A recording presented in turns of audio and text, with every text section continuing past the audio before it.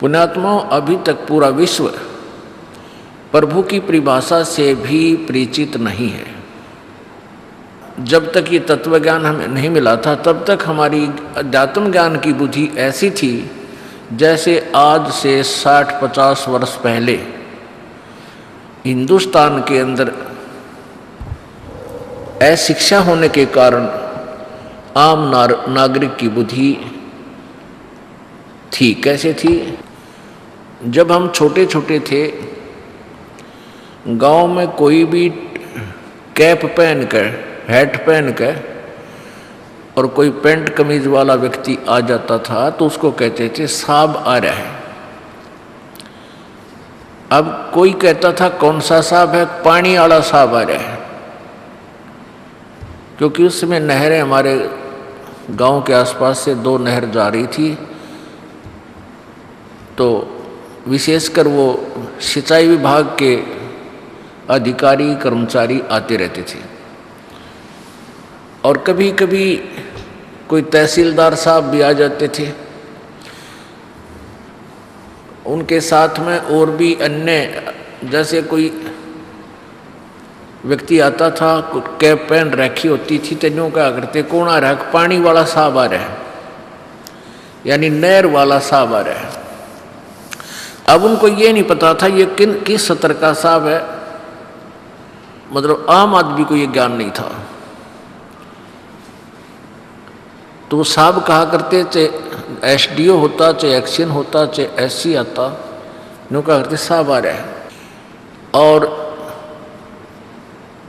पटवारी को एक supreme power मान रखी थी, माना करते पटवारी को ही वो सब महत्व देते थे। पटवारी ये मामले हमारा सबसे बड़ा साहब है, इससे आगे बजाने ना थे, क्योंकि गुलाम देश था, अंग्रेज लोग मनमानी किया करते थे। वो यही चाहते थे कि इनकी जनता शिक्षित ना हो और तुम्हारा दाव लगा रहे।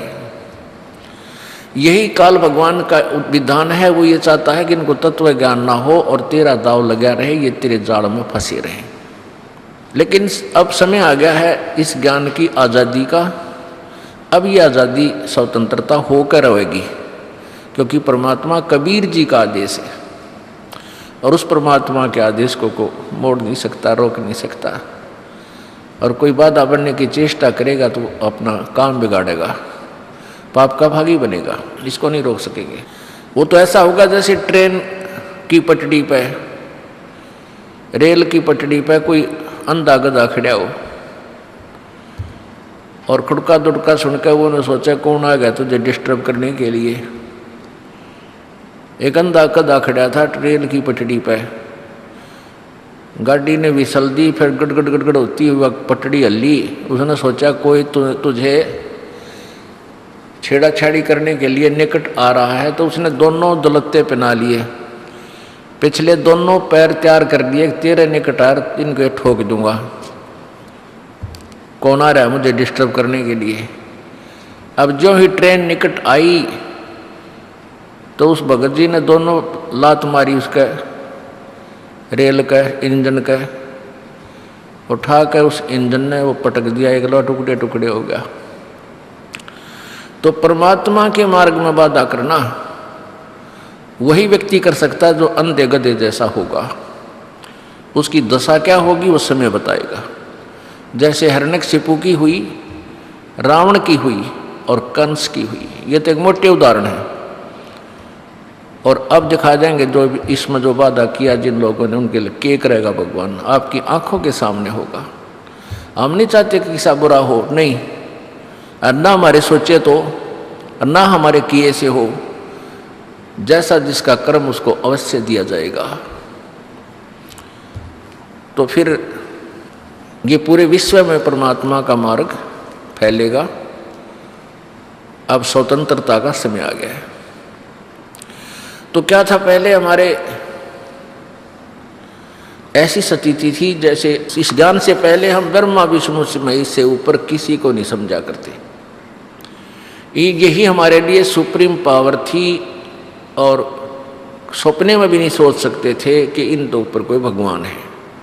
हमारे ज्ञान की ऐसी स्थिति थी जैसे एक बुढ़िया का लड़का, विधवा थी वह, उसका बच्चा उस बुढ़िया ने मेहनत मजदूरी करके पढ़ा दिया, लिखा दिया, वो तहसीलदार लाग गया। तहसीलदार की पोस्ट प्राप्त होगी उस बुढ़िया के बच्चे ने। अब वो लड़का तहसीलदार की पोस्ट को ज्वाइन करके घर में आया, अपनी माता से कहा, माँ आज आपकी मेहनत सफल होगी, आज तक आपने अपने बेटे की पढ़ाई लिखाई में बहुत कुछ मेहनत मजदूरी करके कष्ट उठाया, अरे माँ तू अपने प्रेम से रहिए, ठाठ से रहे, तेरा बेटा तहसीलदार लाग गया। तब माता कहने लगी, अरे नाम रे बेटा, सिर पर हाथ धर के नो बोली, बेटा भगवान करे तुम जल्दी पटवारी बन जा। क्योंकि उस बुढ़िया ने पटवारी की महिमा का ज्यादा पता था, तहसीलदार को वो कभी सुना भी ना था उस बेचारी ने। तो उस बुढ़िया ने तहसीलदार से बड़ा पटवारी दिखा था, जबकि तहसीलदार के नीचे तो बहुत और स्टाफ आ जाता है। तो आज तक हम ब्रह्मा विष्णु महेश को इतनी सुप्रीम पावर मान रहे थे। एक बार एक चुटकुला आया था एक समाचार पत्र में, उसमें एक बार क्या हुआ कि कुछ मंत्री थे, कुछ मुख्यमंत्री भूतपूर्व, उन पे आरोप लगा हुआ था कि उन्होंने कोई घोटाला किया, और घोटाले के बारे में विवरण दे रखा था कि यदि ये घोटाला सिद्ध हो गया तो इस मंत्री को इतनी सजा हो सकती है, इस मंत्री मुख्यमंत्री को इतनी सजा हो सकती है। तो एक ने प्रश्न किया, उसी में उस चुटकुले में प्रश्न कर रखा था, उसने कहा कि भाई यदि प्रधानमंत्री और राष्ट्रपति जी ये ऐसा घोटाला कर दें, क्या इनको भी सजा मिल जाएगी? तो उत्तर देने वाला कहता है, ये कि डीसी लाग रहे हैं, इनकी भी सजा होगी। यानी प्रधानमंत्री राष्ट्रपति से भी हमारी सोच में जो पुराने हिसाब थी, हम डीसी ने सबसे सुप्रीम मान रहे थे कि ये के डीसी लाग रहे हैं। तो पुण्यात्माओं, आज हमारे आध्यात्मिक ज्ञान की ये स्थिति थी जब तक हमने ये तत्व ज्ञान नहीं मिला था या जागृति नहीं आई थी।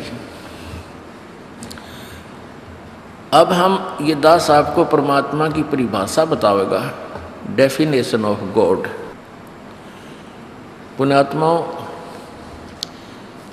ये कोई आदेश है परमात्मा का और रजा है प्रभु की कि आप पुण्यात्माओं के ऊपर इस तत्व ज्ञान के प्रचार के लिए इस दास को चुना गया। क्योंकि ये दास एक मजदूर व्यक्ति था, किसान के घर जन्म था, और किसान का काम इतना अनथक होता है, रात और दिन का उसने कोई चिंता नहीं, चाहे रात में भी पानी देने जाता है, दिन में हल जोतता है, पशु भी संभालता है। तो इसलिए इस दास के ऊपर ये भार आया, तो वही मजदूरी दास को मिल गई।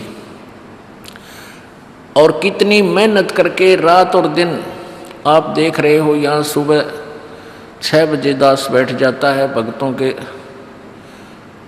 दुख सुख सुनने के लिए, परमात्मा के दरबार में अर्जी पहुंचाने के लिए, और शाम के 6 बज जाएंगे, 7 8 भी बज जाएंगे, 9 भी बज जाते हैं, 10 भी बज जाते हैं, दास अपनी जो आज्ञा दे रखी परमात्मा ने मालिक की, तो ये बोलना तो 2 घंटे में आदमी फ्यूज हो जाए जब मालिक की रजाना होता है।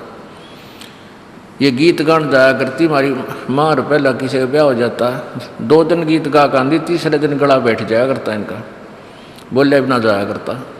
और यहाँ 18 घंटे बोलना पड़ता उस मालिक की कृपा से। और जो अन्य संत है उन्हें तो घिसी पिटी बात बतानी है, आपने सब ने पता है, राम ने ये करा, कृष्ण ने ये करा, सुदामा और कृष्ण की मित्रता, 5-4 कथा सुनाई, 2 घंटे पार बोले, लेकर चंदा अपना जाते रहे। और ये तो ए से लेकर जेड तक सारी कहानी समझानी पड़ रही है। जैसे एक लेक्चरर है या टीचर है, 8 घंटे ड्यूटी होती है, मेरे ख्याल में 4 घंटे नहीं बोलता हो, और लेक्चरर तो 50-60 हज़ार रुपये तनख्वाह लेते हैं। और ये दास 2 रोटी सुबह खावे, 2 सांझ में, और जिसा कपड़ा बच्चे दे देते हैं वो पहन लेते हैं, और 18 घंटे रोजाना 8-9 घंटे मालिक की चर्चा गुणगान और दुख सुख सुने जाते हैं। तो ये परमेश्वर की कृपा है कबीर भगवान की।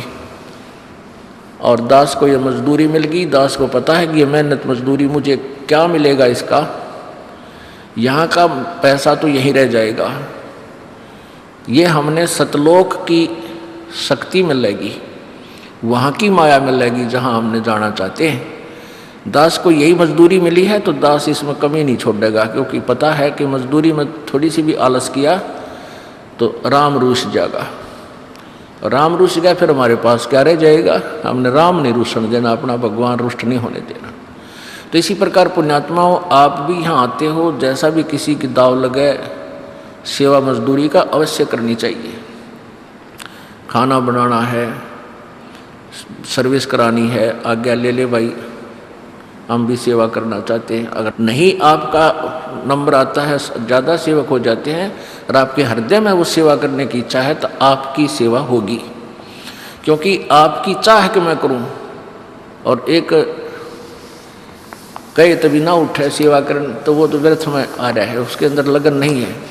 तो ऐसे ही अपनी मजदूरी ने छोड़े निधड़ती पार बसावे, दाव लगाए रखे, ये लालच रखे, भक्ति का दाव लग जा भक्ति करे, दान का दाव लग जा दान करे, सेवा का दाव लगे सेवा करे, तो अपनी सब तरह से गिठड़ी बांध के और अपना धन मालिक के दरबार में लेकर चलाएंगे। तो परमात्मा की परिभाषा आपको बताई जा रही है कि जैसे राम होता है, राम का अर्थ, अब हिंदी में तो राम हम अपने हिसाब से राम को मानते हैं, एक असीम शक्ति है जो हमें सुख देती है, हमारे दुखों का निवारण करती है, जो हमें कंट्रोल करती है, हमारी रक्षा करती है, उसको हम राम बोलते हैं। दूसरे शब्दों में उसको भगवान भी कहते हैं, उसको हम परमात्मा भी बोल देते हैं। ये उसी शक्ति के उपमात्मक उपाधि के नाम हैं, और अन्य भाषाओं में उसी को अल्लाह भी कहते हैं, उसी को गॉड भी कहते हैं, उसी को रब भी बोलते हैं। ये रब, अल्लाह, गॉड, ये है क्या चीज? अभी तक हमारे को जो भी लोकवेद अभी तक सुनाया गया था उसमें यही बताया गया था, परमात्मा निराकार है, वो कण कण में व्यापक है, वो किसी के समक्ष नहीं आता, वो दिखाई नहीं देता।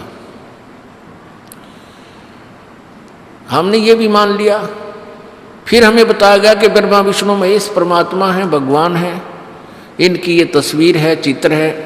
हमने उनके चित्रों को भी रख लिया, सीने से लगाया और उनमें श्रद्धा लगाई।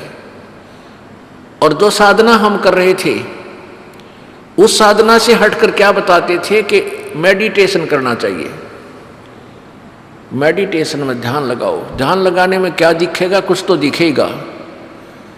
अब जिन्होंने मेडिटेशन किया कुछ दिखा नहीं, कोई कहे हमने घंटी सी सुन गई, कोई कहे हमने प्रकाश देख लिया, कहते भगवान कैसा है? भगवान तो निराकार है। फिर ब्रह्मा विष्णु महेश की मूर्तियां किस लिए रखी? फिर तो ये भगवान नहीं है। तो ऐसी हमारी निराधार सोच थी, निराधार हमारा ज्ञान था। अब इस तत्व ज्ञान से सब क्लियर हो जाएगा। राम कहो, साहेब कहो, अल्लाह कहो, देव कहो, गॉड कहो, ये शक्तिबोधक शब्द हैं। जैसे एक ब्रह्मांड में ब्रह्मा विष्णु महेश दुर्गा और ये ब्रह्म और 33 करोड़ देवता, 88,000 ऋषि, ये और 14 लोक और अन्य ये महास्वर्ग आदि, ये इसके अंदर व्यवस्था है। 9 लाख तारे, चांद, सूर्य, ये एक ब्रह्मांड के अंदर ऐसी व्यवस्था है। तो एक ब्रह्मांड में इन 3 लोक में, पृथ्वी लोक पे, नीचे पाताल लोक पे तथा स्वर्ग लोक में ब्रह्मा विष्णु महेश जी एक एक विभाग के राम हैं, स्वामी हैं। रजगुण विभाग के ब्रह्मा जी, सतगुण विभाग के विष्णु जी, तमगुण विभाग के शिव जी। ये इतने राम हैं। जैसे एक प्रांत में एक प्रांतीय मंत्री होता है, जैसे एक होम मिनिस्टर होता है, एक इरिगेशन पावर मिनिस्टर हो जाता है, एक वित्त मंत्री होता है, ऐसे मंत्री होते हैं। तो ये एक ब्रह्मांड में ये 3 मंत्री हैं और 3 मंत्री साब हैं। ये भी राम हैं, ये भी साब हैं, देव हैं। इनकी इतनी अक्षमता है। एक ब्रह्मांड में मानो एक प्रांत में ये ब्रह्म जो है ये एक चीफ मिनिस्टर है। ऐसे ऐसे इसके अंतर्गत 21 ब्रह्मांड हैं। ये प्रत्येक ब्रह्मांड में स्वयं ही ऐसे as a chief minister control करता है। ये इतना राम है, 21 ब्रह्मांड का स्वामी है। अब एक अक्षर पुरुष है, जैसे गीता जी अध्याय नंबर 15 के 1 से 4 मंत्र में और 16-17 में इन 3 परमात्माओं की, 3 भगवानों की न्यारी न्यारी स्थिति है। एक तो उल्टा लटका हुआ संसार रूपी वृक्ष का प्रमाण देकर के गीता ज्ञानदाता ने बताया कि ऊपर को जड़ तो पूर्ण परमात्मा है संसार रूपी वृक्ष की, और नीचे को तीनों गुण रजगुण ब्रह्मा सतगुण विष्णु तम गुण शिवजी रूपी शाखाएं। और जो संत इस उल्टे लटके संसार रूपी वृक्ष के सभी विभागों को तना, डार और शाखा और जड़ मूल इनके विषय में भिन्न भिन्न बताओगा कि संसार रूपी वृक्ष के कौन तो जड़ है जो सबका पालन करता है, वो जड़ रूपी भगवान, मूल रूपी भगवान कौन है, और तना कौन है, डार कौन है, शाखा कौन है। तो परमेश्वर कबीर जी ने उस परम अक्षर ब्रह्म ने अपने द्वारा रची हुई सृष्टि को स्वयं ही बताया। 600 वर्ष पहले मालिक आए थे और अपनी सच्चिदानंद घन की वाणी कबीर वाणी में ये सब भेद लिखवा कर चले गए थे। और इन अज्ञानी ऋषियों और गुरुओं ने, ब्राह्मणों ने, पीरों ने परमात्मा के उस अमर ज्ञान को रिजेक्ट करवा दिया कि ये तो एक अशिक्षित का बोला हुआ ज्ञान है, इसकी भाषा में भी शुद्धता नहीं है, और ये संस्कृत नहीं जानता था, और ये वेदों के बारे में गलत बोल रहा है, पुराणों के बारे में गलत बता रहा है। तो हम अशिक्षित थे, इसलिए हमने उस अनमोल रत्न को नहीं पहचाना, इस लाल को कौड़ी मान लिया, परमेश्वर की वाणी को और कबीर भगवान को। तो परमात्मा ने स्वयं अपने उस सच्चिदानंद गीता ज्ञानदाता ब्रह्म ने बोला है, श्री कृष्ण जी में प्रवेश करके ये काल बोल रहा है। उसने बताया कि जो मैंने 25 से लेकर 31 तक जो भी साधनाओं का विवरण दिया है, इसके अतिरिक्त और सच्चिदानंद घन की वाणी में ब्रह्मणे मुखे, उस सच्चिदानंद घन की वाणी में, उस सच्चिदानंद घन यानी परम अक्षर परमात्मा पूर्ण ब्रह्म की वाणी में, उसके द्वारा अपने मुख से बोली गई वाणी में ये ज्ञान विस्तार से कहा गया है। और चौथे अध्याय के 34वें श्लोक में बताया कि उस तत्व ज्ञान को तू तत्वदर्शी संतों के पास जाकर समझ, उनको दंडवत प्रणाम करने से, कपट छोड़कर प्रसन्न करने से वह तत्व ज्ञान से परिचित महात्मा तुझे तत्व ज्ञान करावेंगे। यानी उस परमात्मा के बारे में, परमात्मा के विषय में, परम अक्षर ब्रह्म के बारे में वो ज्ञान देंगे। इसे सिद्ध है कि गीता जी का ज्ञान इनकम्प्लीट है सच्चिदानंद घन की वाणी में, जो इस गीता और वेदों से अलग है। अब यहाँ थोड़ी सी गड़बड़ कर रखी अनुवादकर्ताओं ने। इस ब्रह्मणे का अर्थ इन्होंने वेद लिख दिया, वेद, वेद की वाणी में। मुख्य माने तो वाणी ठीक है, मुख्य माने मुख्य परमात्मा के मुखारविंद से उच्चारित वाणी, और ब्रह्मणे का अर्थ इन्होंने कर दिया वेद। नहीं, ब्रह्म का अर्थ वेद नहीं होता कहीं पर भी। इन्होंने तत्व ज्ञान को ना समझ कर शब्दकोशों में भी गड़बड़ कर दी और शब्दों के अर्थ भी गलत कर दिए, अनर्थ कर दिए। इन्होंने स्वयं अनुवाद किया गीता जी अध्याय नंबर 17 के श्लोक नंबर 23 में। उसमें लिखा है कि ओम तत्सत इति निर्देश ब्रह्मणे त्रिविध समर्थ है। वहां लिखा है कि उस सच्चिदानंद घन ब्रह्म यानी उस परम अक्षर ब्रह्म परमात्मा की साधना का, भक्ति का ओम तत्सत ये एक मंत्र है, इसी का स्मरण करने का निर्देश कहा गया है। अब ओम तो ब्रह्म का है और तत् ये सत गुप्त मंत्र है, ये दास बताएगा, ये कोड वर्ड है, इसको कोई नहीं बता सकता, ना कोई दे सकता इन मंत्रों को। तो ओम तत्सत उस सच्चिदानंद घन ब्रह्म के पाने का ये 3 मंत्र का जाप है। तो यहां ब्रह्मणे का अर्थ इन्होंने ठीक लिखा, सच्चिदानंद घन ब्रह्म। तो हम यहां गीता जी अध्याय नंबर 4 के श्लोक 32 में ब्रह्मणे का अर्थ हम सच्चिदानंद घन की वाणी समझें। तो सच्चिदानंद घन की वाणी में विस्तार से बताए गए हैं, उनको किसी तत्वदर्शी संत से जाकर समझ। यदि गीता जी का ज्ञान कंप्लीट होता तो 4 लाइन और लिख देता कि ये कितना नहीं जानने की जरूरत, मैं बता रहा हूं वैसे कर ले।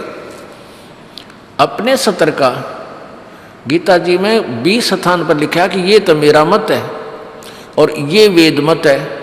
जो ब्रह्म का मत है वो इनकम्प्लीट है, अधूरा है, इसने अपनी अटकल लाई है। और जो वेद का मत गीता जी में लिखा है वो सही है।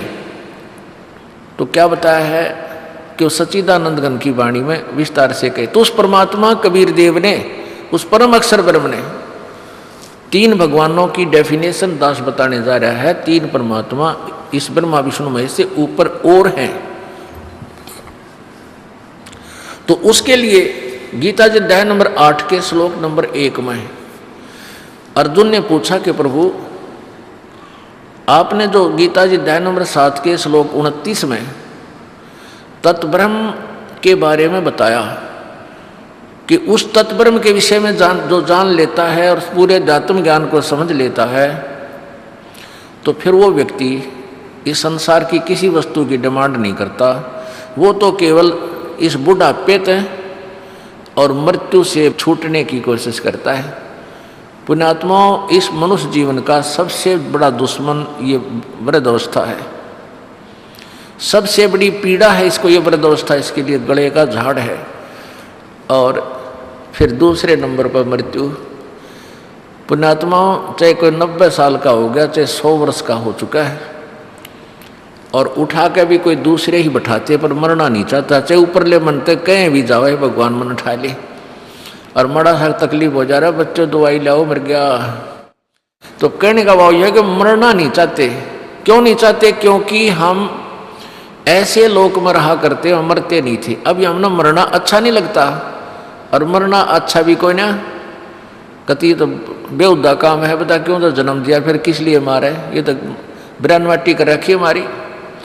और बुढ़ापा सबसे बुरा इस जीव। देखो ये बच्चे जवान हैं, बालक हैं, ईबते परवाह करते कोई ना, पर भगवान से डरे, ज्ञान सुने, फिर इन बुढ़िया बतलावा बैठ के, कभी जिन पर उठ कर बैठा भी नहीं जाता, बेचारों पर बैठ कर उठा भी नहीं जाता। और पहले ये कभी युवा थे और 40-40, 50-50 किलो का वजन आप तो उठा के सिर पर रख के खेतों से चारा लाया करते। हमारे पिताजी देख लो सुकड़ के किसे हो गए, और ये इतने बलवान थे, अकेले ये हाथ के मशीन थी वो चारा काटने की, और 10-10, 15-15 ये गट्ठड़े अकेले काट दिया करते। हमारे पता गहरे भी ना उसमें चारा लगा करते ना काटने के लिए, वो भी ना लग गया करते रहे अकेले। ऐसी छाती थी इनकी, अरे भी इन पर उठा बैठा भी ना जाता। तो ये बुढ़ापा हमारा सबसे शत्रु है। ये बुढ़ापा माए पाछा यो फिर कति कंडम हो जाए, सारे दर्द, शर्मा दर्द, कड़मा दर्द, पिंडी भड़के, दांत दुख है, कदे कटवाने कदे चढ़वाने, आँखें दिखना बंद हो गया, कदे कुछ हो गया। तो कहते हैं जिसको यो ज्ञान हो जाएगा वो फिर यहाँ से पीछा छुटवा होगा। परमात्मा की भक्ति से बुढ़ापा भी फिर बड़ी यात्रा कटा करे, ये सत्कर मान लेना। परमात्मा का सहयोग मिलने के बाद आपका वृद्धावस्था भी अच्छी तरह कटेगी। लेकिन जिन्हें पहले से शुरू कर रखा, इब आज कति कंडम हो लिया, उठा जाता ना बैठा जाता, इब नो के नाम लूँगा। नाम लेना तो अच्छी बात है, क्योंकि उससे बहुत सहयोग मिलेगा उसको। बुढ़ापे में भी नाम ले लेना चाहिए, चाहे कति अंतिम सांस रह रहा हो तो भी सारा मिलेगा, फिर मनुष्य जीवन मिल जाएगा उसको नेक्स्ट शीघ्र ही। और अब जुमा कति कंडम हो लिया, इब नाम लेना है हरनों का, मतलब 1 महीना हो गया नाम लिए, मृत को सारा ना लग गया। देखो फर्क लग गया करे। अब जिसने 80 साल तक कति खोटे खोद लिए, सारे पाप करें। हम जब तक भगवान की भक्ति नहीं करते, चाहे हम बिल्कुल किसी का बुरा नहीं करते, तो भी अच्छा एक नहीं करते। और पाप आपको बता, इस पृथ्वी ऊपर पग जो 12 करोड़ जीव एक दिन में मारे, ये पाप नारे लिखे जाते, चाहे हमने ना पता हो कि हम ये पाप कर रहे हैं। ये यहाँ का विधान है। लेकिन जो पहले से भक्त लगे हुए हैं और फिर उनकी वृद्धावस्था आवेगी, जो सच्चे दल लग रहे, डुप्लीकेट लगेंगे तो शायद फल मिलेगा।